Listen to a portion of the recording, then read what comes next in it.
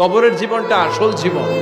বিশ্বনবী দোয়া করতেন, আল্লাহুম্মা ইন্না নাউযু বিকা মিন আযাবিল কবর।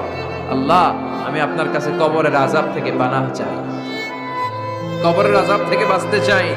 এই কবরের মধ্যে অনেক ফিতনা হবে, অনেক সুয়াল হবে। কবরে প্রশ্ন আছে না নাই? কথা বলেন। প্রথম প্রশ্ন জিজ্ঞেস করা হবে, মার রব্বুক, তোমার রব কে? বলেন, আমাদের রব কে? ওয়া মা দীনুক, তোমার ধর্ম কি? বিষ্ণুনবীর চেহারা দেখিয়ে বলা হবে, তাআরিফু মান হাযার রাজুল, এই লোকটারে চিনো? আমরা কি বলবো? আমরা চিনি, উনি আমাদের প্রিয় রাসূল মুহাম্মদুর রাসূলুল্লাহ সাল্লাল্লাহু আলাইহি ওয়াসাল্লাম।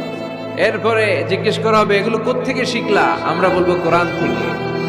ফায়ুফসাহু লাহু কবরুহু ৭০ যিরাআন।